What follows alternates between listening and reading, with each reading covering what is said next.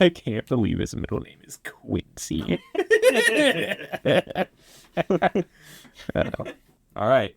Welcome to Buckets. Welcome to Beers and Buckets. My name is Teebs. And I'm Squidward Quincy Tentacles. Quincy Tentacles. I mean, Mike. I am Lightning Larry Luciano. And welcome back. I haven't heard from you guys since last year. Just got like 8 dislikes. Yeah. Good thing they don't show the dislikes anymore. Yeah, that's true. Yeah.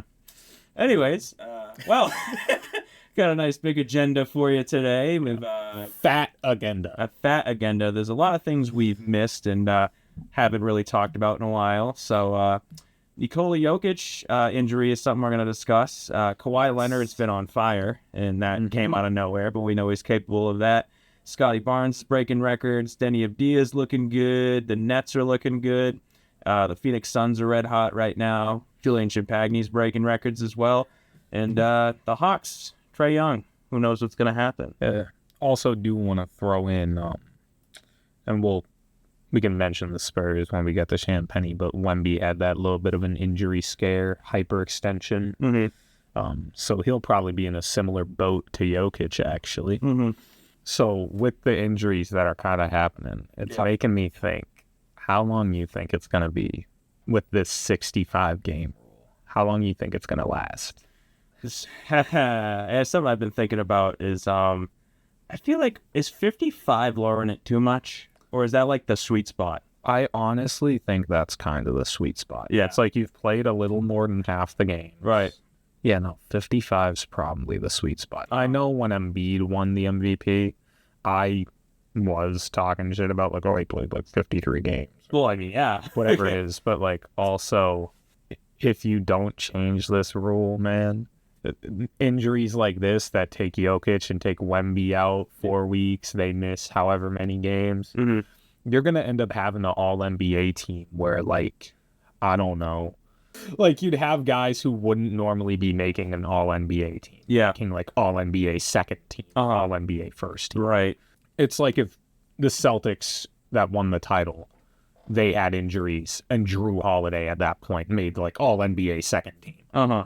And it's like, okay, he's good. Yeah, but He's maybe at his peak at All-Star, right. but he's not All-NBA. I don't feel like think of him like that either. Yeah, Right, you're gonna get a few of those guys, I think, eventually, and everyone's gonna be like, "Ooh, is this really a good idea?" Yeah. I think it holds players to a high standard, but in today's competitive atmosphere in the league, it is so hard to only miss 17 games max. Yeah. It's so difficult to do. Just because like guys are getting hurt night in, night out, and they don't want to rush players back, and now they're nursing injuries, so that's another couple games adding on to it. To kind of go more into this with Jokic hyperextending his knee, I was watching it live, and it looked way worse than it actually ended up being. I thought he like tore something. I was like, God forbid. So I mean, his MVP season's down the drain now because of the 65 game rule. So I don't think anything's gonna happen now. The most games he's ever missed in a season is 13 games. So I think that's obviously gonna be broken this year now, unfortunately. But that's just something about Jokic's career. That's probably the best thing about his career, even more than the stats and everything. I think is his availability to play has always been so important. Yeah. So it's gonna be interesting because now the Nuggets are missing 4 starters, so they're in a bit of shambles right now. So I think it's Cam Johnson. I know Aaron Gordon's out for a while. Nikola Jokic and Jamal Murray's kind of nursing. I think it's an ankle injury right now. So Got it. they're in shambles a little bit. So we'll see how the Nuggets are looking over the course of the next few weeks. Right. Yeah, especially without Jokic. I mean, you put all the other guys back and you just take Jokic out of the equation, it's like a completely different basketball team. Yes. It's like like Jokic takes you from what could be a top 3 team to like I think it could take you down to like the play-in, like without Nikola Jokic, like without Jokic, this team is like bottom half of the league. Yeah, even though they have good role players, they do. Yeah, it's just you need Jokic. That is the connecting piece to everybody. Yeah, right there. Yeah. The guy's going out as a side hustle doing 55-point triple doubles. Just casually on Christmas Day, missing his horses. Yeah. He's just like, all right, they're going to make me play on Christmas. I might as well just cook everyone. You like that one, Goldilocks? Watching from the stable. I don't know why I called this horse Goldilocks, but that's the first name that came to mind. Damn right. Yeah, get well soon, Jokic. It's gonna open the door now to the MVP conversation. Like, obviously, SGA is gonna be in there. He stays healthy. Luka's in there. Giannis. I don't know where Giannis is in terms of games played because I know he's missed some time. Yeah, I'm not 100% sure either. I mean, the Bucks aren't anywhere good enough for to be in that MVP race, unfortunately. But yeah, let's move on to someone good. Not that those guys aren't good. They definitely are good. Kawhi Leonard has been looking fantastic as of recently. I caught a little bit of his 55-point performance, which he kind of turned back the clock a little bit. Right. They beat the Pistons 112-99. He had 55, 11 boards, 5 steals, 3 blocks. The defensive side is crazy there. 5 steals and 3 blocks. Yeah. His last 5 games, to kind of put a round number on it, 40 points per game, 1.5 steals, 2.5 blocks. Just kind of some key numbers there. He's and the Clippers have won, we just checked, 6 in a row. 6 in a row. And, almost 7. 6 or 7 and we're up. Yeah, it's like the Clippers are in a scenario now where they've dug themselves a hole and they have to climb out of it. Yep. Harden and Kawhi are making you believe. Yeah. They're like, we're going to come out, we're going to turn back the clock, we're going to make you think we have a chance. That's right. As much as I want them to succeed, because James Harden's my favorite player, it's like they're probably going to waste all their energy climbing themselves out of this hole. Yep. They're going to make the playoffs as like a middling seed. And then because Kawhi and James Harden had to carry so much of the load to get them there, they're going to be fucking exhausted and lose. And it's like, if they just had some health and figured things out a little earlier. Not some health. They had some youth on the team. Yeah. Even Zubac is like, I think he's around 30. I think he's getting up there. I want to say he's like 27 to 28. I thought he was lower than that. But I mean, like, he's pushing, he's unk status. He's pushing 30s. Yeah. And there's talks he might even be gone by the deadline. So yeah. Oh, speaking of deadline too, I don't know do we have anything Mavericks in here? Not at the moment. I've been seeing some stuff that AD is expected to be moved by the deadline. I don't know who is gonna try and go after him. Move to where? A pharmacy so he get knee medication? I guess. Who the fuck's gonna take him? I know when he's healthy, he's still a good player, and he's a future Hall of Famer. Do you think the Bucks are desperate enough to try that? Oh God! Why would you do that? Because like they just gave all that money to Miles Turner, right? But like if you shipped him and you got AD, their ceiling is higher. Yeah, their floor is much lower, but their ceiling is higher. To the Milwaukee though, do you think Milwaukee has the cojones to say we have to do anything in our power to get Giannis a superstar caliber player so he doesn't leave?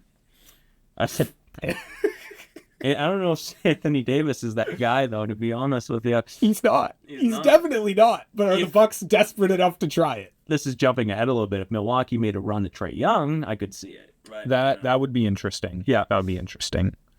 I would also like Trae Young on the Magic. That would be cool. That I think would be like kind of an ideal landing spot for him. Cinema.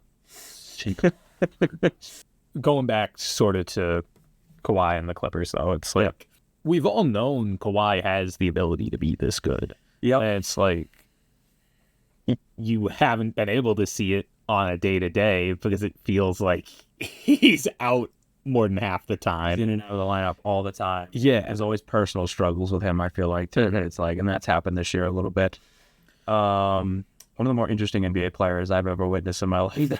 Yeah. I think, I'm thinking of somebody else. Is he the one that, I know he still lives in an apartment, or he did for a while. Like, he just kind of lived in like a basic-ass apartment with all his NBA money. And he drives like a pickup truck. He's like... Yeah, he was driving like the SUV he had his rookie year. Like, just driving the same car, which like, I like that shit. It's like, you don't have to buy all this luxurious shit. That's what I like, dude. That's like just the completely off subject, but like I'm from around here, Adam Sandler's from around here. It's like Adam Sandler blends right the fuck in with the rest of us, dude. Bro just pulls up in a hoodie and some basketball shorts, and He he's just plays like, pickup ball Yeah. and pushing 60 with guys, you know. Damn right. That's what I love. You know, the money doesn't change them. Yeah, I mean, I hope that Clippers team can figure something out. And I mean, there is still that whole Steve Ballmer, like whatever that tree company scam thing is, like looming over their heads. So hopefully for them, they can have a good year, a championship type of run before shit hits the fan. And I like Kawhi. I like Harden. It was a team I was very excited about before the season started. I know coming up we're going to have to go back and look at what our record predictions were. Yes. Because I know of a few that we were not even fucking close. I think the Phoenix Suns are one of them. I think we had them as one of the worst teams in the league. And we're going to talk about them a little bit later. So that's just an example. But yeah, we'll have to see how close we were. The other thing we're going to have to do, too, is check in on our scores. For context, we each drafted 15 teams from the East and the West, just a mix. Yeah. We kind of just did like a snake type draft. So we each have 15 teams, and at the end of the season, we're going to see who has the better combined record from those 15 teams. So we'll see where we're at there. Right. See if someone's ahead by like freaking 30 wins or something. Some crazy I forget, did we come up with what like the No, we should do that. loser of the two was going to have to do? It's going to be some sort of forfeit. Yeah. Loser shaves the beard. That's not happening. That is not happening. I knew that wasn't happening. Yeah. Loser trims the beard.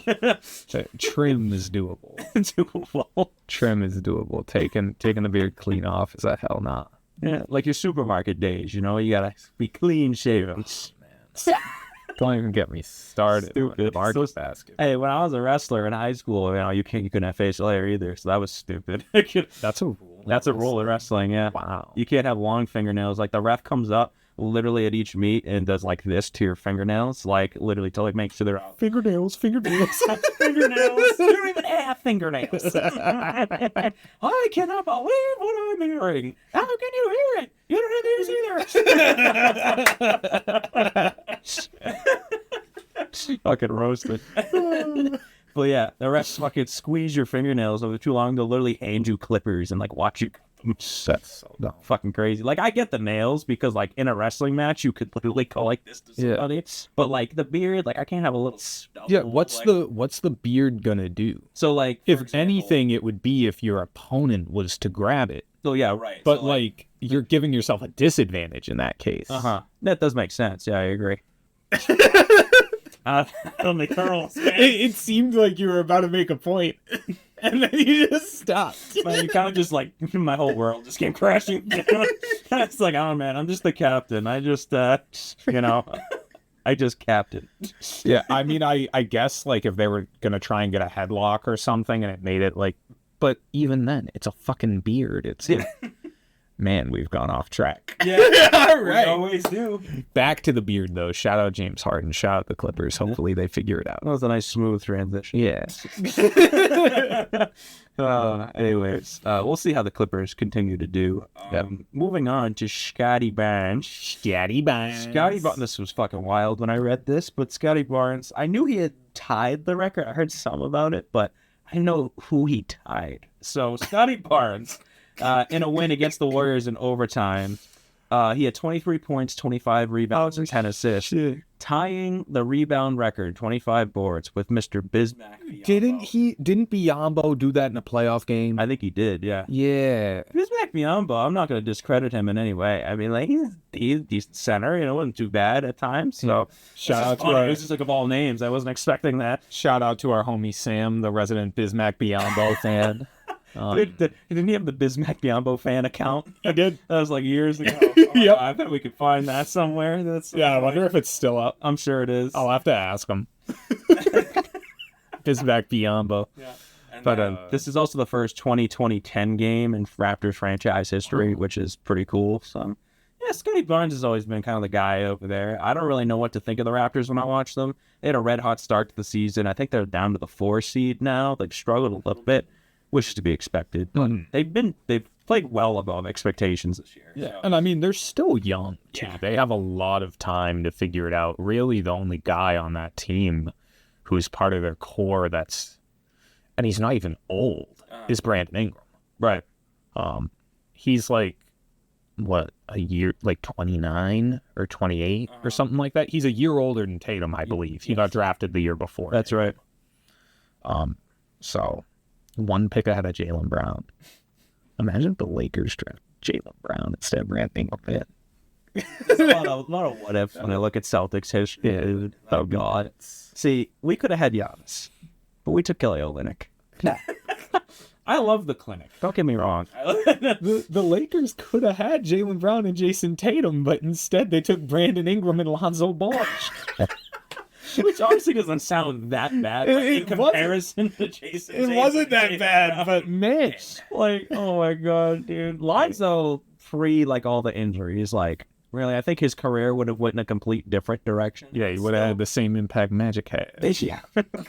Jesus. I think he would have been a much more significant and impactful player. I think he's still an impactful player, but just not on as big of a scale, I'd say. Yeah. Like, he still makes those winning plays, and he does all the right things for you, but he's not going to... It's not... What do they call it? I almost said stat sheet stuff. It's not a stat sheet stuffer. The old stat sheet. When you look at the advanced stats, though, Lonzo's one of those players that really pops off to you. So yes, yeah, he's been struggling a bit recently, though, which you hate to see. Yeah, but back to Scottie Barnes. Scottie Barnes, he's one of the funniest NBA players I've ever seen. He is. He's a goofball, and it's a fucking goofball. I love. You remember the game he had the suit that was like way too big?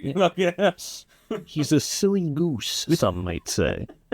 But he's an exciting player, and like you can tell his offensive game is coming along. Yeah. If he just takes it to that next level, the Raptors in a few years can be really crazy. Because he already has it on the defensive end. If anything, it's just like becoming really that superstar level player because he has the frame for it. He has the athleticism. He's putting together the offensive game. It's really just the jump shot he needs a little work on. But I think I think Raptors fans really got screwed with the whole Kawhi thing because they were on cloud 9 with that championship and things were looking up and they were looking great. And Kawhi all of a sudden is just like, I'm gonna head out. Right? He dips out of there and they haven't really been that relevant since, which is unfortunate. But it's kind of like, it's not that similar. I mean, with the Celtics, I feel like, because we were still pretty good the following year, but it didn't have the same feel to it. There were injuries and there were inconsistencies in the game. And I had a feeling we probably weren't going to make the finals again because it's so hard to make 2 in a row. Yeah. But it's like, man, Raptors fans, they deserve to get back there, dude. It's like, after they kind of just got that rip from them. So, right. Yeah, at least they got the 1. I know Drake's happy he got the 1. But yeah, so you know who needs a fucking championship is Spike Lee. Yeah. Spike Lee needs to see a fucking ring, dude. That poor man. That poor man. There's actually a lot of celebrities that are Knicks fans that really want to see one. So. Yeah. They'll get one eventually. Yeah. We the North. What am I moving on to? Oh, Deni Avdija. Deni. Marketplace Jokic. Okay. Deni Avdija, at the moment this year, is averaging 25 points per game, 7 boards a game, 6 assists per game. 25 point per game score in the Big 2-6 for Deni Avdija is, I almost said the Big 2-5. The Big 2, I did that today too, because of the second day here. So I was like, crazy. Yeah.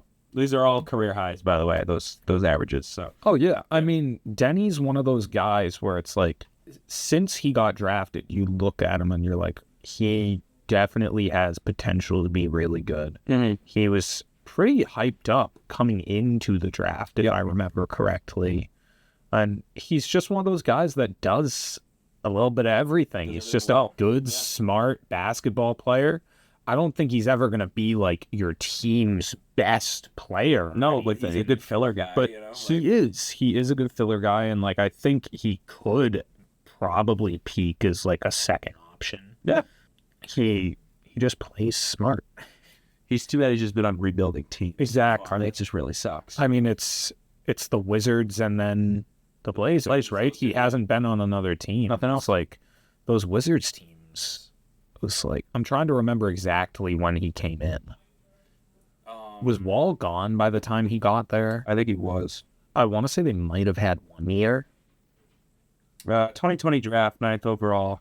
2020. Okay, so yeah, Wall would have been gone by then. Yeah, like literally the year after. Yeah, it was gone. Yeah, but I mean, none of those teams, like, Bradley Beal's good, don't get me wrong. Yeah. But, like, well, was. Yeah. He's still, like, good, but he's not as good. He's not the scale he was in Washington. But, yeah, no. He's just kind of been in no man's land. Uh, So it's good that he's on a team that finally feels like at least it has a little bit of direction. And hopefully that whole core can develop alongside him.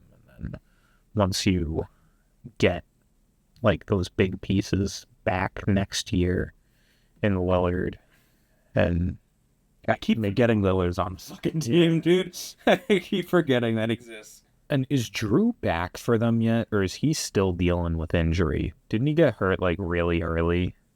First, I was looking at their record. The Blazers at the moment are in the plan with a 14-20 record. But I mean, hey, you know, they kind of keep hugging the line there. You never know. I think they're a fun team to watch.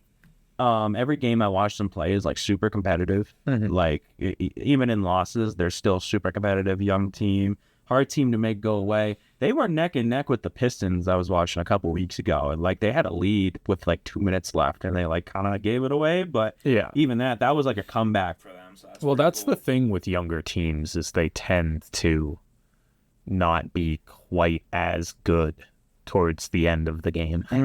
I remember that being like the biggest issue with the Celtics before they finally put that core together and broke through, was they would play a competitive game for 3 quarters and then fall apart in the 4th.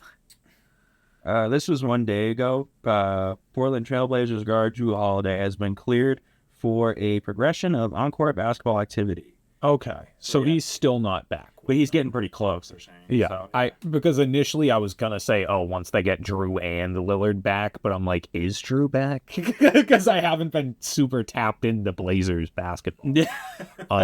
But why not? Him being back is going to help their defense dramatically.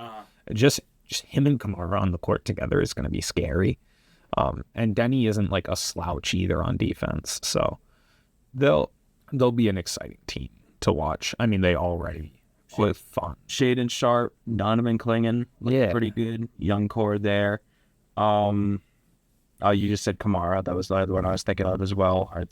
I do enjoy watching Portland play. It's just like, I can't describe it. It's a good, on paper, it is a good team in my opinion. I think it's just the lack of progression is there. And injuries are going to kill them too. And most nights, Deni is your best player, which isn't a bad thing. But I don't think he should be your number one guy. Yeah. I mean, ideally, and this is very ideally, because Lillard's had hella injuries now. But ideally, Lillard would come back and give you a 20-point per game score. I think you get someone around that, I think that then they're in good shape. Yeah. Because, like, he isn't going to look like Portland Lillard of old. If he does, dude, I'll be a kid in a candy store. Yeah. Like, he's probably going to be more akin to, like, the Bucks Lillard that we had, where it's like he's not quite the scorer he once was, but he's still, like, semi-productive. Yep. I don't know, though. Maybe Portland is, like, Michael's secret stuff for him, you know? Maybe he just needs to play in Portland to be a star. Moving on to did not think we'd be talking about the Nets. Have we talked about the Nets at all this year?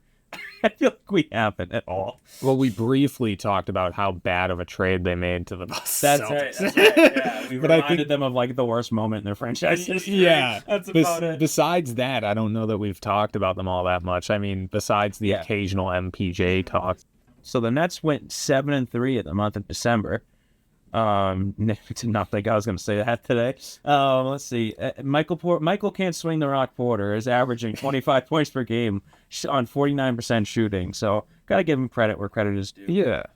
Cam Thomas came back recently in his first game back. They got a win over the Timberwolves. He had 30 points in 20 minutes on his minutes restriction. That's how you come back. Yeah, that's how you come back. I am a Cam Thomas fan. I believe in this dude. He is Him and MPJ on the same team is just crazy. Who's running point for them right now? I think it's Igor Demon. Okay. Yeah. He's got to be ready whenever he gives the ball to one of those motherfuckers to just like start getting back on D. Anybody on the Nets with those two guys on the court, if you pass the ball, just start running the other way. They're either gonna score or you're back on defense. Two super fun players, but Yes, not playmakers in this light. I mean, at least Brooklyn's getting a little spark there. Something to cheer for, something to be excited about. Yeah. For a minute there, the Nets were like my second favorite team, and I still kind of root for them low key, just because I feel like I'm required to as a Celtics fan because we kind of just ripped their soul from them. Yeah. So I feel like I'm required to root for the Brooklyn Nets. Yeah. To kind of to do your charity. Because I remember even as a kid, I didn't realize the severity of that trade of like, I just remember being like, fuck, giving up Pierce and Garnett. Yeah. I didn't realize we were ripping their entire future from them as an adult and as a like NBA like fan now, not just a Celtics fan. I look at it like, what the fuck were they thinking, dude? Like, that's crazy. But yeah, the Nets are less suckers than normal. So just wanted to throw that out there. New year, new them, right? Yeah.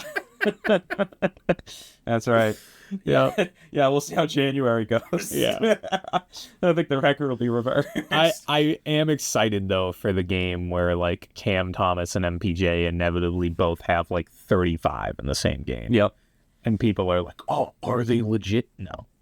No, they aren't. Not at all. They are not at all. But something to be excited about, at least, with the scoring. Phoenix Suns.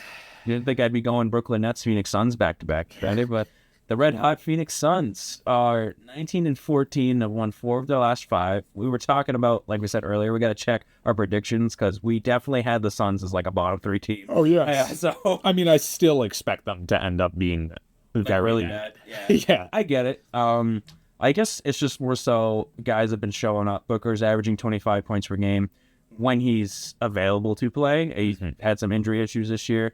Dylan Brooks averaging 20 a game. He's, surprising. Hey, I mean, good for him now. I don't expect that to last. No, not at all. If there's one thing Dylan Brooks is not, it is a scorer. Mm-hmm. But every now and again, it's kind of like Marcus Smart. Yeah. Where, like, he'll have games where you're like, wow, I didn't know you could do this, Dylan. Right. Like, this is impressive. If you did this all the time, we'd be looking great. Yeah. And then you get your hopes up. There's like another game. You're like, oh man, maybe he can actually do this. And then he tries to make LeBron his bitch. Yeah. And then like with Marcus, it was always he'd have a game or two where he had like 20, 25. And then you'd be showing up to watch the game. And he'd hook up like 6 awful threes. And you're like, dude. Yeah. Yes. Come on. Oh, I remember very well. Yeah. So, like, I anticipate that being what happens with Dylan Brooks. Okay.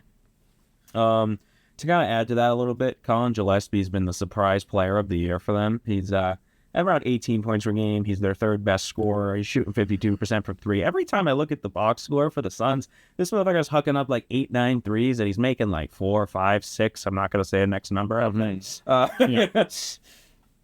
Siete. Yeah. 5, 6, 8 threes. Yeah. The number 7 just doesn't exist in the human language anymore. The thing that sucks is that 7 is my favorite number.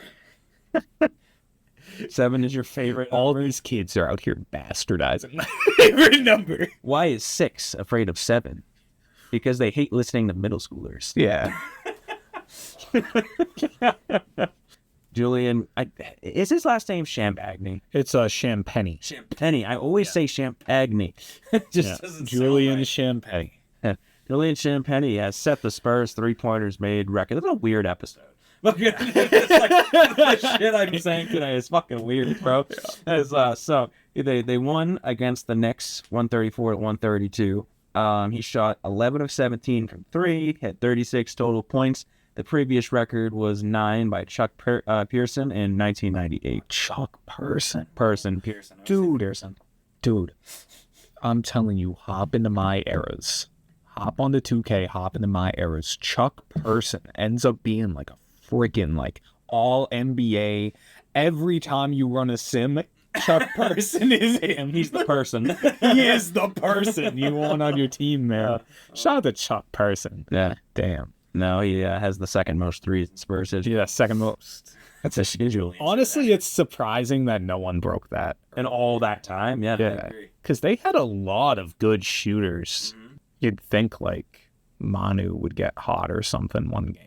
I guess not that hot. They had Marco Bellinelli. They had my only Marco Bellinelli memory is when he was on the Sixers, and he hit the quote unquote game winning three in the playoffs. It was his foot was on the line, and they launched the fucking confetti because they thought it was a game winning. It was against us. Yeah. So the whole fucking team's like, yeah. And then they went to OT and they lost. To clean all the fucking confetti up to play overtime.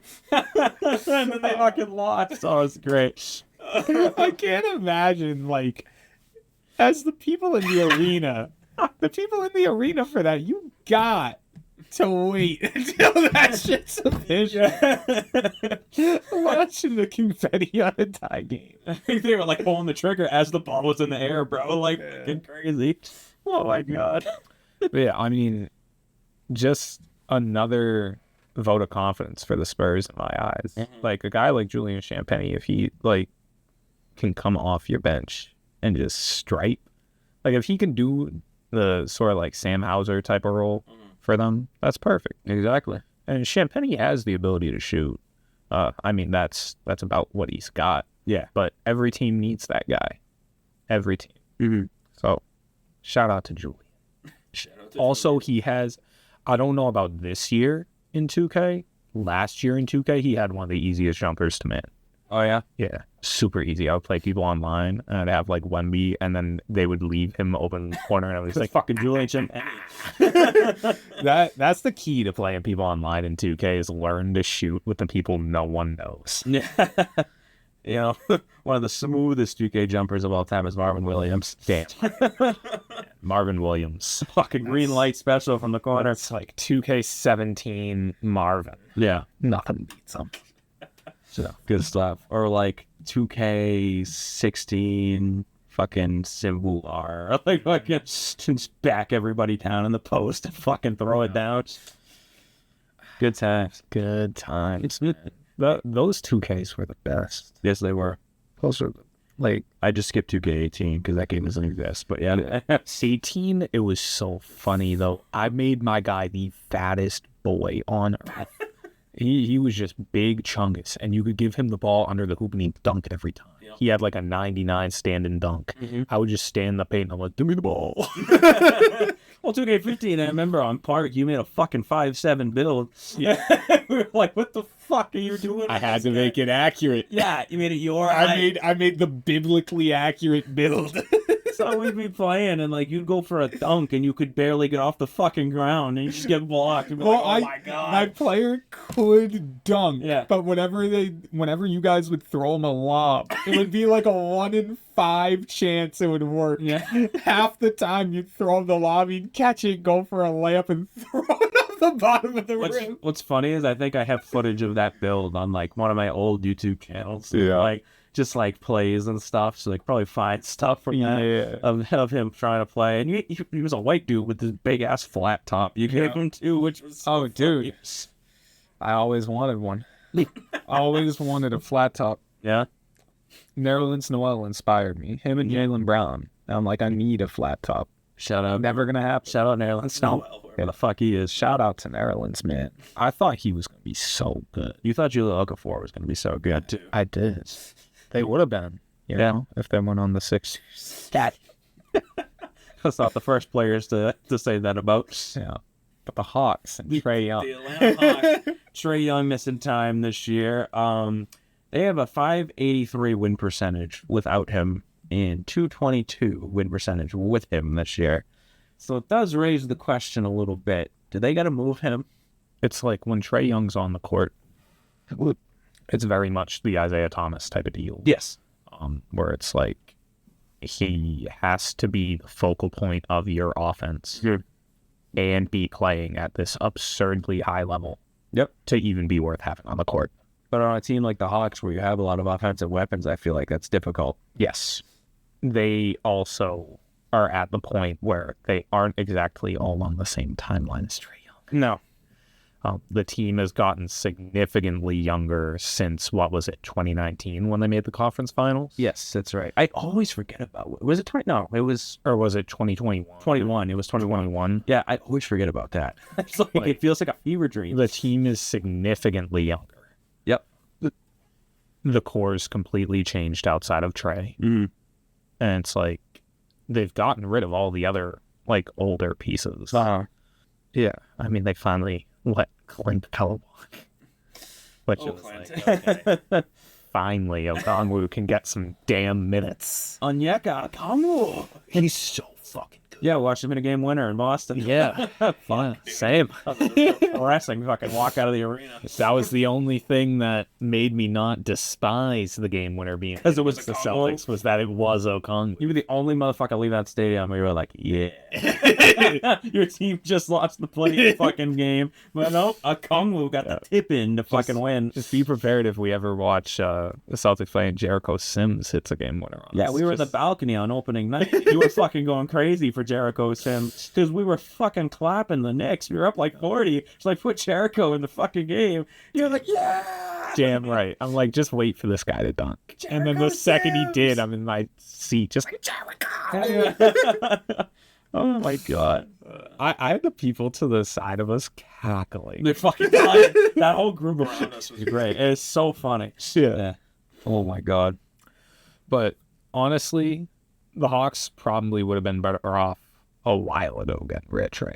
Yeah, because their team wasn't going anywhere. No. Trae was all they had. Yes. And so it's like you're thinking, oh, you're going to build around him, But how long do you let that go on with a player like Trae Young before you decide to move on? Looks like they had your DeJounte Murray for a little bit, too. Yeah. And like it was Trae Young, DeJounte Murray was the excitement that you had, and neither of which could ever stay healthy. And they didn't have good on-court chemistry. Oh, not at all. But then all of a sudden, the Celtics would play them, and DeJounte's like, hey, I'm going for 40. DeJounte Murray turned into Michael Jordan when he played. Seriously. What the fuck? Every time DeJounte Murray plays the Celtics, dude turns into like... It's like personal. Like, I don't know what he has against the Celtics, but he just turns into friggin' superstar every time. Every fucking time.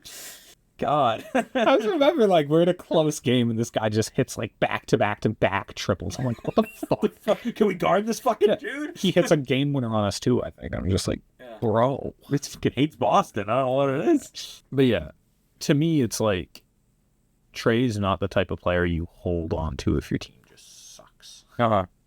And I mean, they don't suck, but they aren't good enough that Trae's going to be their best player and they win a championship. I don't know that that's really true of any team in the NBA, that Trae's going to be their best player and win a championship. It's so hard to do anything with Atlanta, too, because it's smaller markets. Yeah. It's, to move a guy like that and then to get someone in return that, like, wants to play in Atlanta, like, it's rare in their history. You've got guys like Dominique Wilkins there for a long time, and then Al Horford there for a long time. Like, you just get lucky. You just gotta have to draft well. And right. I feel like over the years they just haven't done anything. Yeah, I mean, they've had good guys. Yeah. Like the only issue is they've never, like, outside of Dominique. Yeah. They've never really had anyone that you're like, this guy is gonna be the number one option on a championship team. It's like they had, like, Joe Johnson, they had Josh Smith. Yep. They, like you said, they had Al, they had Millsap. It's like they've had a lot of very talented players. Yes. It's just no superstar. Dominique Wilkins gets overlooked so hard because he does. played against Jordan and Bird and Magic and like all those guys in that era. Like, he was going toe to toe with these guys, and nobody talks about it. Like how well he played during that time period. Well, it's because his team was kind of like irrelevant at that point. Well, look at, like, I'm not comparing Trae Young to Dominique Wilkins. Let me set the fucking record straight right now. But just look at Trae Young. If Trae Young does a double windmill, I'll shit my pants. So Trae Young, all these years, hasn't really done anything with it. And then, like, Al Horford, all those years, they had that, like, one exciting year where they had Teague and Millsap and Horford. It was Teague time. They were looking legit. And then LeBron said, fuck all y'all, my fucking, right? You know, they had like that 1 year. Like, I feel like Atlanta always drafts well, but they never do anything crazy with it. Well, they were trying to make like a pseudo Warriors type of deal with Trae, Kevin Huerter, and it was like you saw like the potential of it with that run in 2021, but it never materialized. And it was like, okay, well, now you've kind of like used a chunk of Trae's prime. Yep. And I'm trying to think of how old he is now. When was he drafted? Was it like 2018? 2018? Or would it have been? Yeah, he was 2018. 2018. Okay. And then he's 27 right now. Yeah. So, I mean, it's like you have like 4 or 5 years of him probably at peak level. Yep. But it's like he is what he is at this point. Mm. That's like, I don't know. He's just kind of the type of player that, like, if he's your best guy, you're going to be a middling team. I know. And I don't really know what his role would have to be for him to succeed. Yeah. I mean, I'm sure there would be teams that have interest. It just seems to me like if you're going to have Trae Young on your team, you need an elite defense around him. Yes. That can literally make up for the fact that Trae Young can't guard. Like that's why the Celtics with Isaiah worked, was because you had Avery Bradley, you had Jay Crowder, you had Al. You had Marcus, you had Jalen at that point. Yep. You had a bunch of like athletic, versatile defenders. Yes. So it didn't matter as much that Trae couldn't, or that Isaiah couldn't play much defense. That's right. And I mean, you have some of that. I also don't think Trae is as good as Boston Isaiah Thomas. Right. Yeah, Trae Young's a conundrum. Yeah, I don't really know what's gonna. Do you think he's staying on the Hawks this year? I mean, maybe. And then if he is, he's probably dealt in the offseason. Yeah. But I don't know what team wants Trae Young. I'm gonna set the record now. I think we're in store for like one of the craziest trade deadlines this year. There's a lot of disgruntled stars. Yes. I think we're going to see some insane switches, like, and just all over the place. The league's going to get shaken. Yeah. I mean, Ja Morant is a disgruntled star. He's going to get moved. LaMelo might get moved. Trae Young might get moved. Giannis, they're always talking about. Mm-hmm. A few more. And I mean, the Clippers are playing well as of late, but I mean, they're older.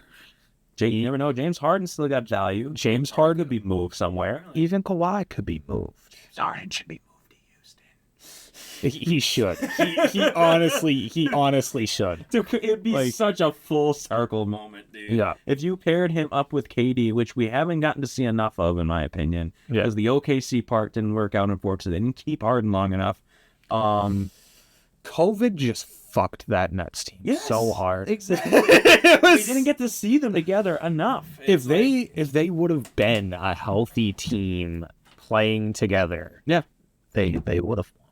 They would have won a title, man. Yeah, they really would have.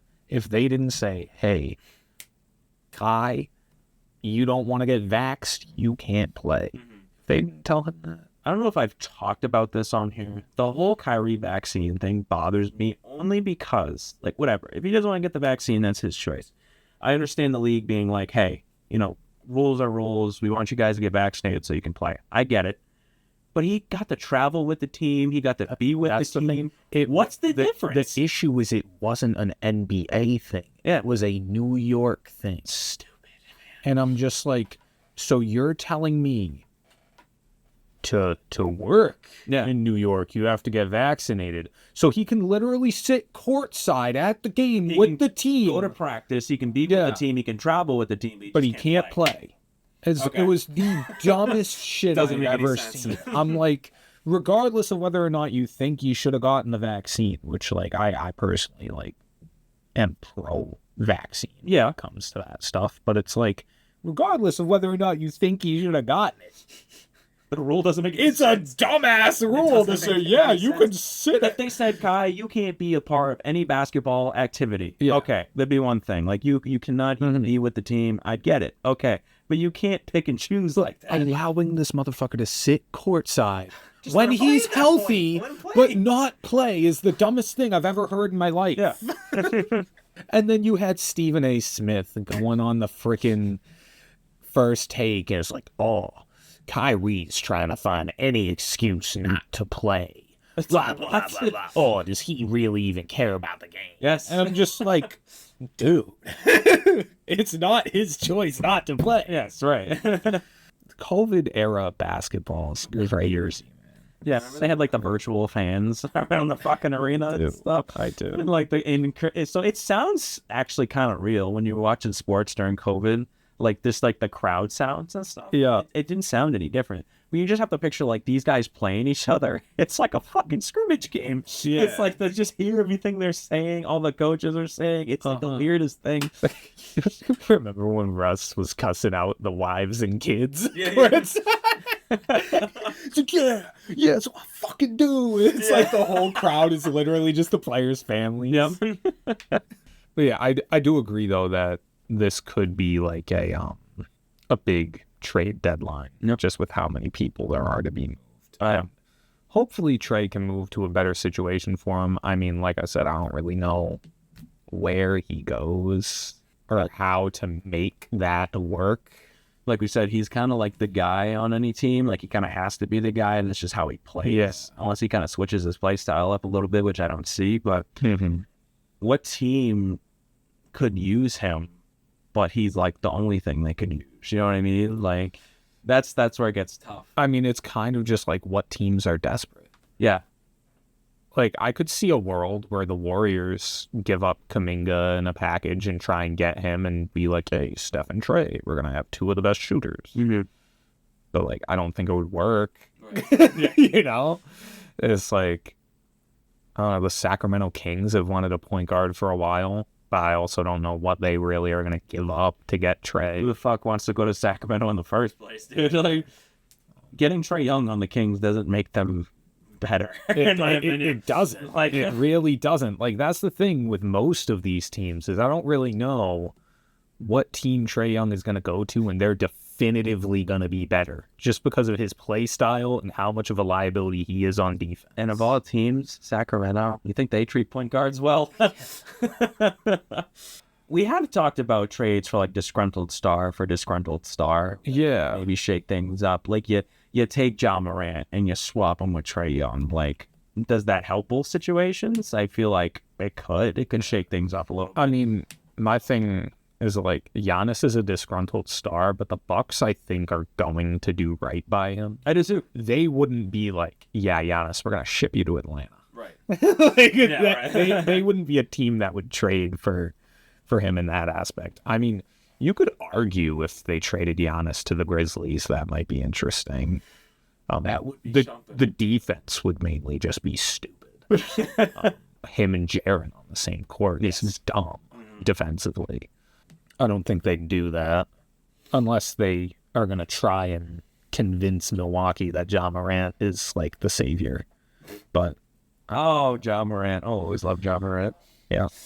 No matter what happens to him. It's always a party in his city. Yes, it is. Well, let us know where you think Trae Young's going. Yeah, let us know where you think Trae Young's going or if there's even a good place for him to go. I'm genuinely curious what people think in the comments of like what team is a good fit for Trae Young and why. Yeah. I mean, like I could maybe see him on the Heat, but I don't think that actually raises their ceiling all that much. I agree. Yeah. That's about what I've got. Cavs are good. Cavs are good. Cavs are good. Oh, man. Well, yeah, like we said, let us know what you think's going to happen with these guys and all these trades. You know, we try to read and respond to all our comments on Instagram, TikTok, and YouTube, and MySpace. And but yeah, so we did reach 100 YouTube subscribers. So Thank you thank you for that. We've been over 100 TikTok followers for a while, but you know, we're 100 on there as well. If you could follow us on Instagram too, be highly appreciated. Get us to 100 over there as well. That would be outstanding if we could say we have 100 in all three. And you're listening to this on Spotify, I'm assuming. Just give us 5 stars. Hit that noti bell, that follow button, just so you can stay up to date. Get that follower count up as well. But yeah, BNB is BN growing. I don't know what the fuck I was going with. I don't know where the fuck I was going with that. Yeah, I don't either. But yeah, well, thank you for listening, guys, and we'll talk to you later. Peace.